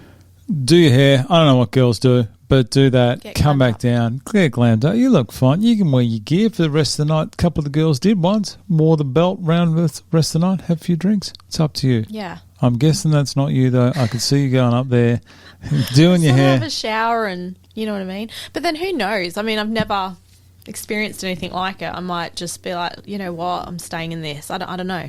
Have you been to one of these events? Not the Perth Corporate Rumble, but I've been to... Rival. I don't care. It doesn't bother me. Yeah, I've been to a rival, but I've heard it's Which not as one? good. You can say, I actually don't care. I don't get No, involved just in the any of this. RQCC. Oh, Yeah. No. Yeah. It's different. Listen, I'm not gonna say anything bad about it at all. Neither am I. Jeez, I think it's just different. It's different. It's different. It's better in some ways, and PCR is better in some Yeah. ways. Just my opinion. Yeah. Got no dramas, man. Those people. And I've heard that too. Were you just a spectator there? Yes. What do you think? Yeah, I mean, I love it. I love watching fights. Yeah. One of those people. Yeah, UFC, MMA, everything. Really? Yeah. I didn't pick you for the type. Don't judge a book by its cover. Who's your favourite UFC fighter?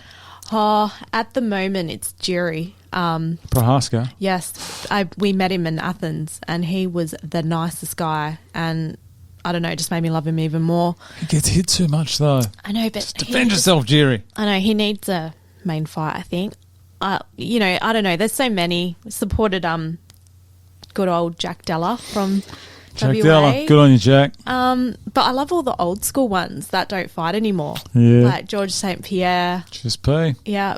That was the heyday, wasn't it? Do you remember when it was really on that charge and you had like all your Chuck Liddells were coming in, the Antito Ortiz, you had all those rivalries. But there, I mean, John Jones was in the early days back then. Yeah. It was had Frankie the Ant They had that show as well, Ultimate Fighter. Fun. That's still going. Oh, is it? I think so. Oh, I didn't know. But when I met my husband, like, nearly 20 years ago, UFC was not cool. Like, it was called cage fighting. Yeah, it's called human he always cock talks fighting. about that. And he's like, you know, it was just like one fight after the other constantly. And then I didn't watch it during that time, but it wasn't a cool thing. And I think he gets upset now that it's such a mainstream. Is it as popular? Has it dropped off a bit, do you think? I don't think so. I think it's I've just... got a UFC belt there. Do you? Yeah. Oh, wow. I've only had this out 3 times, these interviews. Oh, that's cool. How did you score that? Oh, this is a long story. Listen to... You obviously didn't fight, did you? No. Listen to... I don't know who's... I will go through the story with them. This is one of the old ones, the legacy ones. Oh, wow. There you go. Don't smack the camera. It's heavier than it looks. Don't smack the... Okay, yeah, no. That's amazing. Jesus. Oh, you nearly hit the stop button. Sorry. I probably shouldn't have handed that to you. I'm the most clumsiest person, hence why I walked into a side mirror. But yeah, that's sort of like what your PCR belt looks like. Have you seen them? No. Didn't the Juice bring one down to orientation day? James the Juice Wells? Yeah, actually. The Juice. Yeah. Good old Juice. I think he's doing the backstage interviews. Interviewing all the winners afterwards. Good to see him back. He's a good man. Hasn't taken it. He'll be wearing the belt on the night. Yeah. He won that back in 2022. I don't think he's taken it off. The Juice. It's always on holiday. Something to be proud of. Anyhow, what were we talking about? So you're talking about your sponsor? Yes, no, we was talking about just watching fight. Okay, I think it's taken a bit of a downturn. I think boxing has had a surge. Yeah. I love it. I love it too. Have you been to any of the local boxing? Like a Thunderdome? Yep. Yeah. Look, it's not my thing. Don't you dare say a bad word about that. No, it's an interesting place, isn't it? Is it the location? Yeah. Just, I don't know, maybe it gives me trauma again, like, you know, a place that I used to dance at as well. They used to have the big poles out the front there, remember that? Oh, at the front room. Yeah. Yeah. It's a wonderful event. Metro's City. I like it. Yeah. I do love it. I'd go there for different reasons, though. I just Yeah. go there because I do enjoy the boxing. Yeah, it's great for culture. Oh, there's some undealt with. there's some childhood It trauma. reminds me of the hippie club all over again. I'm not judging it. I spent most of my life judging there. it. No. Sounds like judging it. Yeah. We're actually supposed to go. We were supposed to go to a fight last year, but Who was that? Who's your mate that's for fighting? Alan. Alan. Can't remember his last. Steve. Alan. Can't remember his last name. Still funny. That joke is still funny. But yeah, his opponent didn't make weight. Sad. Oh, that was in November. Yeah. Oh, Alan. Jeez, I should even remember his name. I know, it's a real hard one. Alan, yeah. He's going to kill me. His opponent was not doing well that night. I went to weigh-ins. It was 6 kilos over or something. Yeah, he wasn't travelling too well. Yeah. But it happens. The guys made the call to cancel the fight, so they're looking after him. Yeah. Why'd you apply for this? Well, the glory? Just the Instagram photos? Oh, sorry, no, that was Shelby. No, definitely. I haven't even been Shelby. using my social media much about the PCR, which I should be. Look, I just love boxing, and I think that I just love a challenge, as we've discussed, and I like going through uncomfortable situations, and this is definitely, you know, with the training, going into week 3, it's definitely an uncomfortable situation to be in, and I feel like how good is it going to be, win or lose at the end? Hopefully win, but it's just going to be such a great journey and experience. And again, I'm just grateful that I'm getting the opportunity. Originally, I just, do boxing for fitness. And I can tell you boxed before. You got some good footwork. Got to stop lifting that back foot, though. I know. I can thank Erin McGowan for my... Saw Erin McGowan. I used to be a massive fan of Erin McGowan. She was a savage in the day. She still is. Good on you. Shout out to Erin McGowan. She's amazing. Every time I see her, I go to talk to her, but then I get nervous for some reason. Really? I just don't talk to her. I just walk past her. She's beautiful. She's like the most beautiful person, honestly. She's not just a trainer, like she's a good friend of mine, and she's just beautiful. Yeah, she's nice. Good mentor. She's good for the mindset. She's like the people you want to be around, I feel Erin McGowan was born about 20 years too early. Like, in the sense of if she was in her prime now, I think the opportunity she would have, she could do amazing things. Yeah. Because she's a weapon. Yeah, because, when she was boxing, the female boxing was almost like an afterthought. It was only just the guys. Yeah. But she was good. She's just real like good. in WA, I don't watch boxing all the time, so I don't know, the fighters that are up and coming now, but just seeing Erin's style still, like even when she does a demo, it's just like she's just amazing.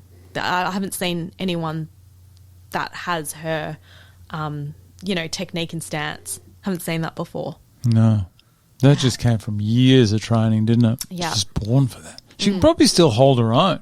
100%. Guarantee. Should make a comeback. I know what, maybe we talk her into it. Imagine that. Yeah. Just get in her ear. Maybe go for a state title or something like that. She's won a few. Yeah. She fought for the, was it the IBF? Hope I didn't get that right. Hope I got that right. I think she won the IBF title. I think that was the last fight. Yeah. Not sure. I'm not too sure. I was, it's crazy because I met my husband at the hippie club, but the first time I met him, he was working as a doorman at Erin's fight, and I was dancing at Erin's fight. And now we're friends with Erin, and it's just so weird because that's where we met. Do you know I'm going to go back through all of Erin's footage now, trying to find you dancing there? Yeah. Try. It was at the Italian club. See, even that, good on the Italian club for putting on those shows. They constantly did. But if you think about it, someone of that standard of, say, Erin McGowan still fighting on a stage as small as the Italian club, that is not in any way having to go to the Italian club. That is just saying it is a very small venue. Yeah. And you guys on your amateur debut are going to fight at the Crown in front of 1,200. I know. It's going to be madness. It's crazy. Madness. The standard of boxing is another level. What the coaches take you from week one to the fight night. Oh, it's intense. It's definitely an experience. I'm looking forward to it though. Nervous? Yeah, of course. How can you not be? Any concerns in particular? Is there anything that... I just don't want to lose. I don't want to lose badly either. I think it's the achievement of being able to get in there. Yeah, but also I think it's, you want to execute it. I don't think anyone, when you said lose badly, I don't think anyone is going to lose badly. They have never, I've seen a lot of fights that these guys have put together, and there has been times that the fight didn't go the 3 rounds. Yep. But almost all the time it was due to one shot. Like just one of those things that happen that is unavoidable. Yeah. And the fact that you've had 100-odd fights that have been split decisions or could have gone either way just is how good those guys match, mate. Yeah. Oh, I don't know. Look, I just want to give it. I think with boxing, what I've learnt, it's not just about hitting. It's about mindset. It's about reading. It's about control. Yeah, having control, defense, everything. And you just don't know what that other person's capable of until you're fighting them. Do you have an idea of your opponent? Come on. I have a feeling it could be, it depends. I have a feeling it could be Leanne. Leanne, she would just talk non-stop during the whole fight. Even more than me. That girl, Tin Chat. I do like her, though. I do like her. Her and Polardes, her business. Yep. Polardes. I only say that because I think we're similar in weight. To have a gander at your weight, I think you got to come within like 3 kilos of each other. And I'm pretty sure that she's the closest. Where are you there? That's so you're definitely 62. No, I'm down now. See, but this is only working on the information you gave us here. Everyone has said, "Oh, okay, we're different weights." Sorry, I can't. The concussion. What do you want to know? I got the weights in front of me. No, I'm 2 kilos lower already. Everyone's dropped a few. And we'll be dropping more. So you've got, there's you got Kiara Regan, the returning pocket rocket. Oh, yeah, I got a good punch from her the other night. How misleading is that girl? She comes across as all sweet and innocent. She is not. I'm telling you, that knocked to my head. I did not see that one coming. Yeah. No, she's beautiful though. She was obviously she's done it before, so she was giving me so many tips and advice, and I really appreciated that because she was the underdog, I reckon, when she fought Jodie. Yeah, 100%. Have you seen a fight? I watched snippets of it. Just head down, keep going. I thought there's no way she can do it for 3. She proved me wrong. She did it for 3. Good on you, young Kiara Regan. Her husband's spot on as well. So it could be even her. Could be Shelby. Could be Leanne. Could be Kate Birdie. How many kilos do you have to? 3 to 4 kilos? I think it's 3 to 4. Yeah. Everyone's dropping a few. Mhm. Yeah. So who knows? Be interesting. I'm excited. Do you have a team preference? Oh look, I feel Go on. Burn bridges with one of them, I dare you. No. Oh, I don't want to. I get along with both of them. I feel like there's so much banter with Glenn. Jesus, there's a problem. But I don't know. It's just funny. It's enjoyable. You're there for a laugh, but then he's also, got substance behind him when he wants to. But then I only saw Nigel at a few training sessions, and I really liked his style as well. So I feel like you can get benefits from both of the coaches. They're both amazing. So it wouldn't really matter, but I do prefer blue on my skin tone. This is all about how you look, isn't it? Well, also it's my sponsor's colours. So Pearl Recruitment's colours. So I feel like I need to be blue. Jesus, here we go. It's just going to work better for the marketing. I can use Photoshop to change colours if you want. No, I won't do that. Whichever coach, when I say coach, I mean coaches, whether you get Courtney and the big Nige, the notorious one, or you get Chris Chiari and Glenn, the $6 million man, Austin, doesn't matter. You will become that style of fighting. And they will choose, I believe they will put you with the coach that is going to benefit you the most. Yeah. If you're a better fighter, but you do better with the other coach, they'd give you the other coach. I have just realised there's 9 females. Well, that's a conversation I do not want to be part of.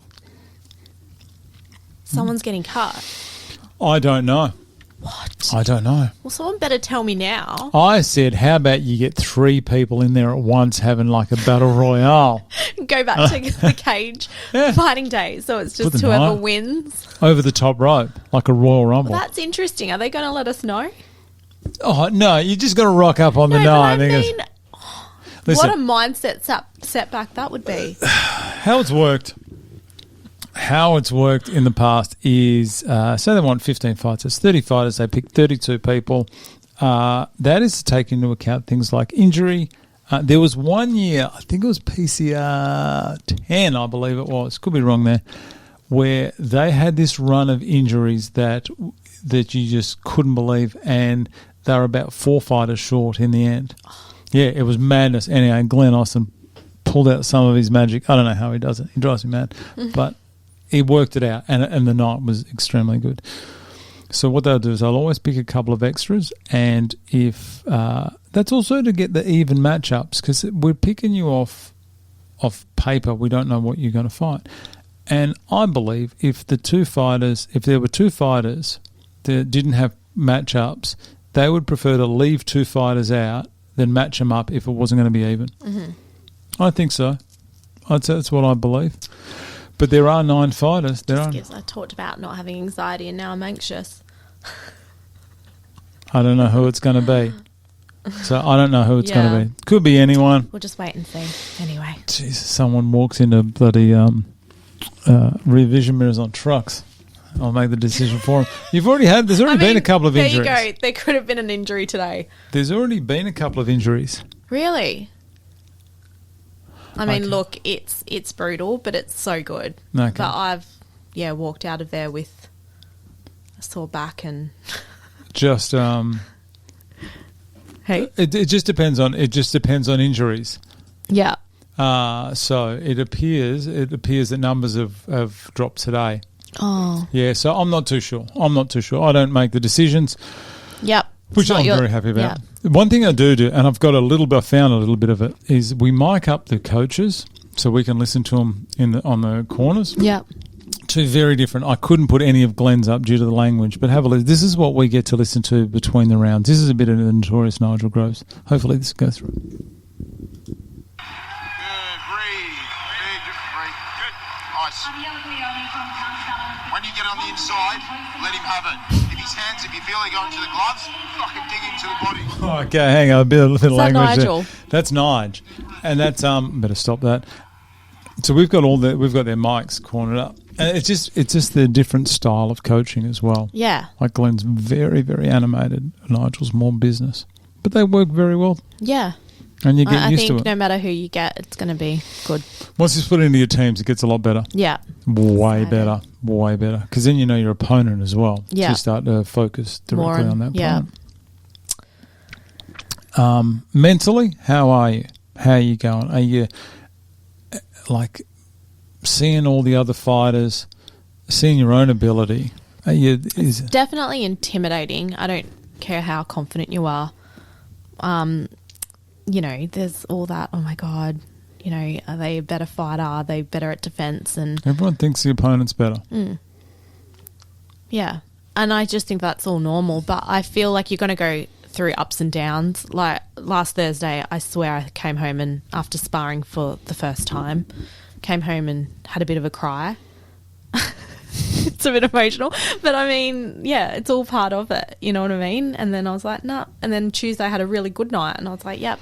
It's a roller coaster of emotions, isn't it? It is, and you got to let it out. It's healthy. So, I feel like, I go through some days I'm like fully doubting myself. Just, I'm a mum. Why did I do this? I don't need to do this. But yes, I do because I need to show her. I need to show her that Mum's unstoppable. Mums can do it all and they have to do hard things. And did I talk about the jiu-jitsu to you? You didn't tell me about jits, as they call it. Jits. So we've always wanted her to do some sort of self-defense. My husband's been very big on jiu-jitsu, loves it. And being the little dancer that she is, she never wanted, why would I want to wrestle people? Like, why would I want to do that? Well, like, because, it's a good skill to have, especially when you're older.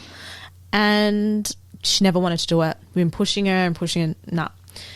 I said to her when I got picked for Corporate Rumble, I said, look, see, Mummy doesn't necessarily want to get in there and get a few punches to her head, but she's going to try something new. She's going to meet new people. She's going to do something that's uncomfortable and, see how it goes. And she decided to go to jiu-jitsu. Nice. So it was one of those moments I feel like this is such a positive outcome already because now she goes every week and... Loves it? Yeah, loves it. And I said, see? People do, don't they? You don't? Absolutely love it. Me? No, my body doesn't allow me to do any of that stuff anymore. According to my husband, it's like the ultimate combat sport. Like if you can do jiu-jitsu, you pretty much can do anything. I think it's because you can go almost... have a full-on fight with someone, but no one gets hurt.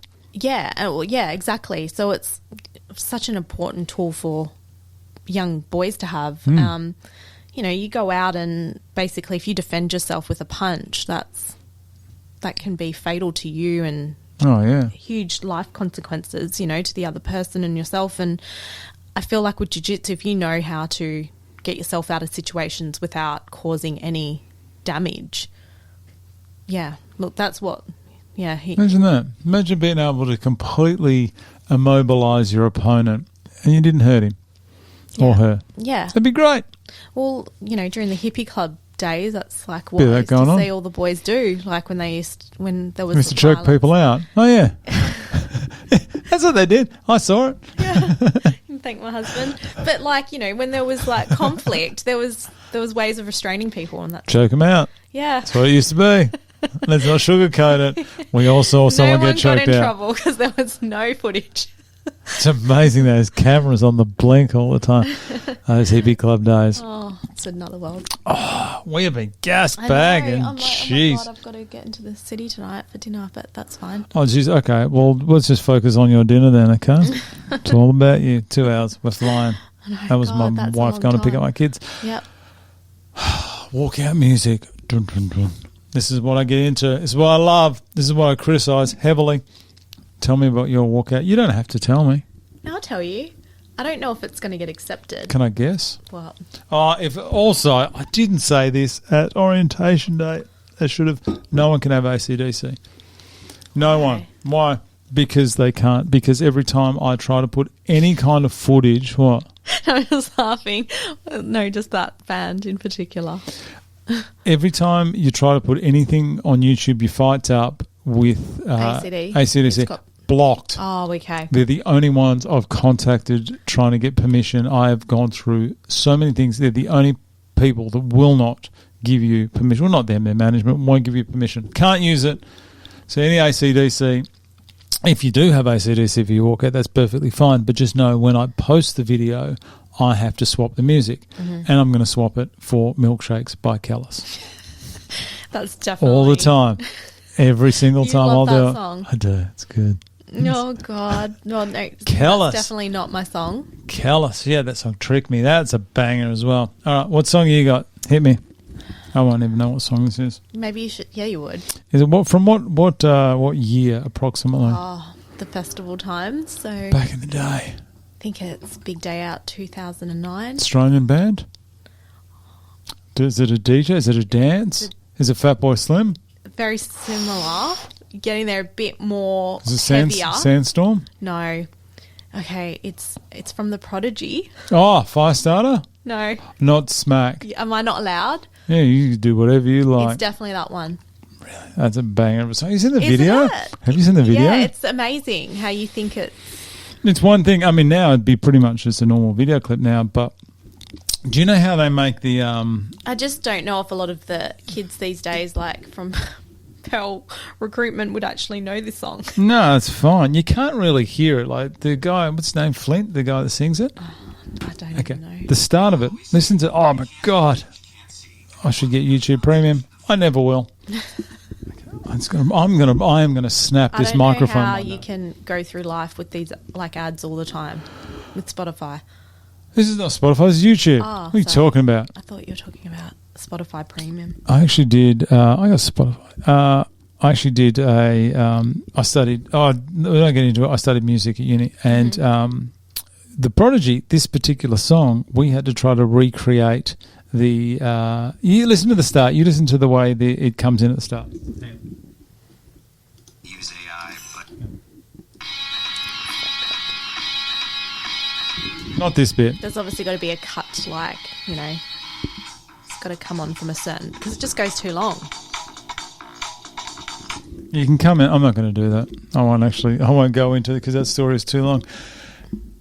A lot of the Prodigy's music, the actual the music is actually in reverse. It's how they get it to sound. It's a very distinct sound. Yes. Sort of. It's in reverse. Anyhow, it's not the point. I don't even know why I'm talking about that. This song here, you can say the song. You say, "This is my song." You say, "You can come in from this time." Yeah, and I'll just give the... Yeah, and the guys from Brightside Live, shout out to Brightside Live, BSL. Brightside, yeah, that's about right. They'll say, all right, start the music here. You've got 5 seconds to get it going, and then you walk on this beat. So they'll actually have it absolutely perfect for you. That's amazing. Oh, they're wizards. How long is they're the wizards. workout? Might have to According to do a me, bit of a or dance according to... performance as well. Just go back in time.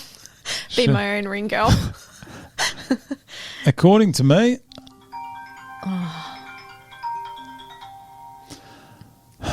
Just so popular. That's my son. Oh, That's my son saying, "Where are you, Dad?" you need to answer that. No, it's all right. Got it sorted. There we go. No, it's fine. Hopefully my camera's still running. Yeah, it is. What are we even talking about? Oh, yeah. According to Nigel and Glenn, your walkout is supposed to be 60 seconds. Okay. But according to me, it can be as long as you want. This is your moment. You drag that out for as long. No, don't do that. No. Do it. Yeah, surprisingly, like I used to work at events like this, but I don't know, walking out myself, like it's embarrassing. Like I just don't, unless I'm full on performing, like I don't know how to just walk out. Just high fives. Just high fives. Get all the crew down the race. Yeah. Do all that. Use your full 60 seconds. Okay, Okay. don't go like 5 minutes, but don't run to the ring because I need to do a whole bunch of stuff Before. While you're walking out the ring, I've got to get out information about your sponsors, about you. Yeah. We've got a list of stuff, and if you run to the ring, I'm going to run out of time. No, yeah. Okay, got to So what you're introduce. talking about all of that. Yes, I do have So the you're absolute. interrupting my walkout. The camera's not on me. You didn't see me in any footage. Just joking. I have the honour, as I call it, to commentate the event. Yes, it is. So as you're walking out, I will be talking about you. I'll be talking about your sponsors. Yeah. I will be, if we live stream it once again, then I will speak to you prior and you can give a shout out to all the people who are unable to make the event. And you go, thanks to Joe and who else watching from home. Mm-hmm. They love to hear a bit of that. Yeah. That's what I got to do. How exciting. It is. And then I commentate. Yeah. And just be against you the whole time. Oh, God, don't do that. I don't need that. I need positivity. I'm joking. We are three of the biggest fence sitters. We don't take sides. Okay? Just have a listen to any of it. I've never taken side. I don't. Oh, favourites. That you favour the red side. No, I don't. I sit on the fence. I do say the red side only because it annoys some of the old blues more. Like if I said, I'm all team blue, the red team would go, I don't care. But if I say I'm team red, blue team crack the shit. So I just do it to get a reaction. Yeah. But no, do I have any favourites? No. Don't. No. I'd like to see 15 draws because I know the amount of work that everyone's put in. Yeah. I do find it hard to see someone lose, but they got to lose. Yeah. Unless there is a draw. It's a couple of draws. I've had a couple. Very rare. Yeah. Anyway, Okay. fight name. We're getting close. It's a funny one, actually. Did you give this one? Did you give this to yourself or did someone give it to you? So, well, I kind of gave it to myself, but that's because of what trainers have said to me in the past. So, funny story. I was actually training Tell me a at story. Lacey's. Tell me a story, Anne-Marie. At Lacey's one Up Friday. at Joondalup? Yeah. Well, You know I'm in Hillary, so it's not that far. You know what? It is far from here. I went to Lacey's once. I like Lacey's. They produce some very good fighters, professional fighters as well. A young lady by the name of Holly McMath, I believe it is. Yep. She's good. She's fighting in a 1 month from today. She's got the trilogy against Sarah Higginson. Yeah, That'll I know. be juice. That's exciting. That'll be juice. Yeah. I'm not sure if she's at Lacey's anymore, but I don't know. Glad I brought that up. Okay. Whoops. Yeah, I'm not sure. I'm not sure. I haven't seen her training. Okay. But I could be wrong. Probably not. It's probably me just saying the wrong thing. Nothing new. Yeah, no, it was funny because when I did a session with Justin, he actually said to me, he's like, "Oh, you got mongrel in you," and I thought that because being Eurasian, I've heard that before. Like, That's not a compliment. I know. A mongrel. Yeah. No, I've heard that mongrel in you is like you got mongrel in you. Like, Oh yeah. If you use it in that way, it's a mongrel. But I've also heard people use mongrel as in people who are mixed race. that's what I mean. So I assumed he was talking about that. Like, so I That's thought, a gutsy move. yeah. So I was like, oh yeah, like I was saying Eurasian, Malaysian, and all different Europeans. He's like, no, you've got mongrel in you, like as in when you box. Well, that's okay. And then I went home and told my husband, he's like, yes, he goes, mongrel is a fighting term. It's not about your race or nationality. Some people have used it in But that that's way. what I thought. I wouldn't have risked it. I would not have even risked saying that. And I've heard, Erin said that I've got a bit of mongrel in me, and I've used it. So I was thinking, Anne-Marie the Mongrel. I actually liked Anne the Mongrel Marie. You know what? I like that better. Yeah, Radosevic. Oh, geez, I'm going to have to work on that name. Do you not? Do you have to have your last name? You don't. Kiri Varga. Shout out to Kiri Varga. Has Kiri been at training? What an absolute champ Kiri is. I don't know. Shout out to Kiri Varga, everyone. See, I actually... Kiri changed her name because Varga sounded better. Oh, really? Yeah. Yeah. No, I don't know what last name is anymore. But, no, Glenn goes to me when I ran it past him. He was like, yeah, but I was thinking too quick Radosevic, right? And I was like, what the hell? I don't get it. But he is obviously thinking my last name's Radosevic. Yeah. So too quick Radosevic. Don't like it. No, don't like it. Sorry, Glenn. But Glenn has produced some gold. Produced some garbage, but he's produced some gold. I've heard. Hot Tabasco, Amanasco, still the greatest nickname. That's great. But yeah, I don't know. I like the ring and Mongrel Marie. And the Mongrel Marie. Yeah, it's up to you. Someone has had the name the Mongrel. You got Mason, the Mongrel Zooin. He was a blue team member. Blue team, red team. Oh, really? Yeah, he was he's a crazy man, that guy. Jeez, he went 1-on-1. He fought twice. He called out.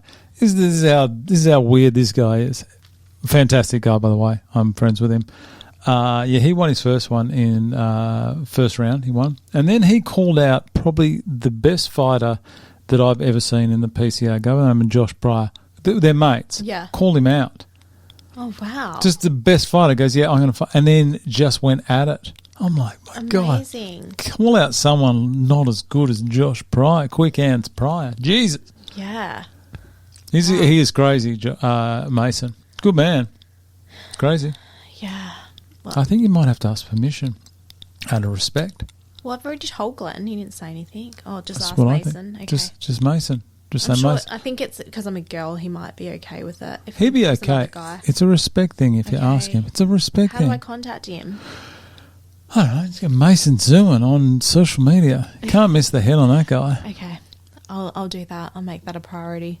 I bet on him last time to win. He lost, and I lost, and I have to eat KFC. Never eaten it before. Got to eat a Zinger box. It's actually not that bad. Really, KFC? Oh, I mean, that's rank. I think I had it last year. Like, yeah, it's not the healthiest, but it surprised me. I felt like the chicken was actually not that oily, and it was quite like if you just have that and no chips and salad. Zinger box. Mongy wants me to have a full Zinger box. Oh, nah. That's just too much cholesterol. Is it? It's the juice. It had this. My mate squeezed this popcorn chicken one day. Yeah, I know. So I don't like it. Anyhow, I said I'd do it. I'm a man of my word. You know that. Mongy knows that. Mongy, who got the nod against the Duke father. I personally gave it a Doogie, but that's another story. Fights are close. Last one. Last question. Wow, we got here. Have we gone through everything before we go on to the last question? We've gone through it all. Yeah. That was a lot. I feel like I just regurgitated a lot, though. Hopefully. That's what it is. Sounds great. I don't mind. You're my last. You're my last. I know. For the year. I tell you, this afternoon, all this is getting packed up. It is going away. Two Just going to relax and... No, 2 drum kits, my piano, and 2 guitars are coming back in this room. Oh, really? My neighbours are going to hate you it. again. They're probably so good. excited when the PCR starts because, you know... Nah. They love it. I've got a massive amp behind there as well. New one. God, I'm so glad that I don't live next door to you. I can play. I'm all right. Anyway, let's get back to this. Yeah. Afterwards, after it's finished in, I don't know, 35 days, whenever it is, I can't even remember. On March 29, 2026, you're going to be around the pool. Everyone's going to be frolicking in that water, but it's going to be over. This thing that has consumed your life pretty much since you found out, which would have been about the start of the year from memory. Mm-hmm. It's going to have consumed your entire 2026. There is going to be a come down. I know I say it and people go, no, I'm fine. But I'm telling you, people, listen to me. There's a come down that happens and there's almost like I wouldn't say an emptiness, but unless there's something that you have in place to help you with this, the next thing to focus on, some people can fall into a bit of a lull, I'd call it. Have you got something in place, or just something that you think that is going to help you get through that period? Yeah, I just get my holidays back. So this is the longest time we haven't been away. Into that microphone. Sorry. Come on, Anne. Come on, Anne, the mongrel Marie. I'm going to get my holidays back. Your holidays? Yeah, like this is the longest we haven't been to Bali. Do you travel that much? Yeah. Honestly, it was like even the summer holidays, because I was like, no, we were supposed to go to Bali, even down south, and I just said, nah, I just want to stay home because, you know, I've got training coming up. I want to get ready, get in a good mindset. Don't want to have distractions, even though, you know, you're supposed to holiday and relax. But I was like, no, we can do the holidays after the fight. Jeez. So I'm pretty sure I'll be going straight after, like not straight after, but I'll give it a few days, and then because it's school holidays, the week after the fight, because it's like Easter, it's like the week before Easter, so right. I'll be out of there. And I'm so excited. What do you like as a traveller? Like, do you travel light? Can you quickly grab a bag and just go? Oh, you're one of those. I mean, I think that I like the idea that I'm like that, but you just ask my husband. Like in Europe, we've always been overweight before we've even checked in. Do you know? Oh my God, I'm just having flashbacks here. I probably could pack for Bali quite quickly. But do you know what? Whatever would just happen, grab your stuff, go. Just grab it. If you need stuff, just buy it there. Yeah, see, I like the idea of that. I can't. I like my things. I'm an only child. I like my stuff. Speaking for every male that goes somewhere with their partner, we just want you... Probably why you don't want to go to Karajini and things like that, because... Just I am speaking for every man. And if any girls listen to this, ask your partner whether he agrees, and he'll probably say no because he's too scared to tell you. We just want you to grab your stuff. You look perfect. Grab your stuff. Let's get in the car. He is not scared to tell me that. Okay. He's like, you know, how many times do we have to go through this? Just pack your stuff. Don't pack like you're going away for like 2 years. He's like, every single time were those people at the airport like taking stuff out. Overweight. Yeah. We're in Europe. We had to send things back. Oh, Jesus. What were you buying? No, it was just... We were overweight and we realised that we can't keep travelling like the smaller flights. We're not going to get away with it. We're going to pay a shitload. So we had to send things back. Jeez. It was a fun time. Just don't travel with... I don't know. What do you got in there? Well, in Europe it was hard because you got the summer, but then we were also in London, and, you know, if we go out for dinner and it gets cold, you need like jackets. It's one jacket. Yeah. One jacket, that's it. But then what if you go for a run in the morning and you need... Just don't run. You're on holiday. No, always go for a run everywhere I go. I feel like that's where you see the world. That is... How good is it? Do you do the early morning walks? Yeah. Oh, how good is that? So nice. That's when no one's out. You see everything. It's just beautiful. It's a beautiful time. That's how you see a country, I reckon. Or a new place. Just that morning. It is a perfect time. I did that just dropping names here. I got up early. We stayed in Paris and we somehow scored this place right on the Champs-Elysees. Oh, nice. And I got up in the mornings and there was no one out there. And I ran, had a jog. Only I can't run. I ran for about 200 metres down the Champs-Elysees, pretending I was finishing the Tour de France. And it was one of the most enjoyable It's so nice. times. It's so refreshing. I do that everywhere I go. I make sure.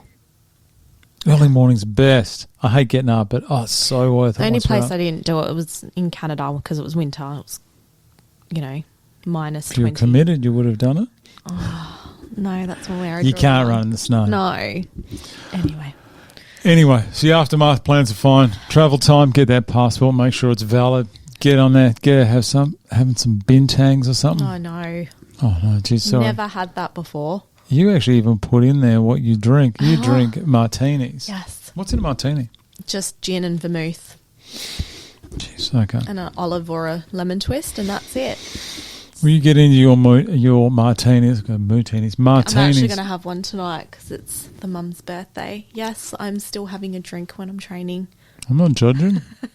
Your mum's birthday? Yesterday, yeah, so we're going out tonight. I did see you posted that you're drinking water. Yeah, that was yesterday because I was supposed to be training last night. Okay. Didn't go because I was just... Okay, so you post everyone saying it's Mum's birthday and I'm so good for drinking water, but No, I you're said- really going out tonight and getting on the martinis with No, Mum. what I said was, if you'd actually read it, I did. Yeah, I was like, she's appalled and outraged that I'm not having a drink for her birthday. That was yesterday. I'm having a drink tonight, but Are you going to post that? no, I don't know. Jesus. Yeah, I might. No, you won't. I can almost guarantee you won't. It was such a hot topic, though. So many people were asking me why I'm not drinking. Everyone thought I was pregnant again. 2 from 2. I know. Good job. Anyway. Well, that's about it, mate. Thank you. We are well after 3 p.m. and we're wrapping it up. You are the final. It has been an absolute pleasure to spend my Thank you. Friday afternoon with you. I want to thank you for coming in, spending time with me.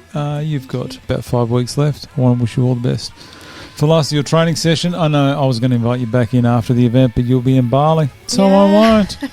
Hopefully I'll be in Bali. I'll be somewhere. Right, thanks for your time today, buddy, and I will see you very soon. Thank you.